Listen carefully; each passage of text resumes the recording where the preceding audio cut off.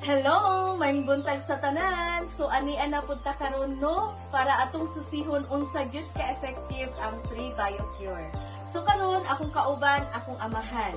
Siya mismo naka-experience kung unsa jud ka maayo ang pre-biocure sa atong kalawasan. So karon siya mo testimony sa iyang na-experience bahin aning pre-biocure. Si Mario Rulien, taga Purupuno, Tugaya, Iloran. Nag-take ko sa pre-biocure, umikan sa akong sakit nga dili ko kalibang, hindi ako makalibang sakit. Pero nagkalis Ginoo, nag-take ko ani sa pilalang ka naglakad daw mura og nakita na ko nga wala na mo, hindi na ko mag-isod sa pagkalibang o panghi. Yun, hantod karon mauni nga akong gitumar kay abot unta nga ila kong operahan, nawala man ang resulta sa colonoscopy pagkuan agikan sa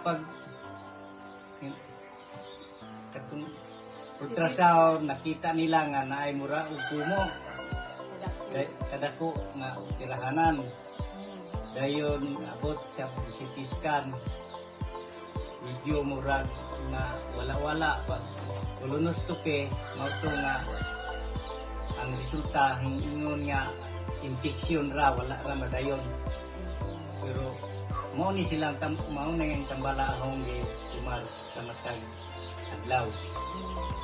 Salamat kayo kay nakita nako nga mao ray naka paayo sa kuan ni bate. So karon unsa man ang imong maingon jud pa sa imong kondisyon sa lawas? Okay na kayo ko karon. So makaingon jud ka ka effective jud ato pre-biocure no? Maingon gyud nga nagi-epekto sa ako ang panglawas sa bahin anang tambalang nga pre-biocure.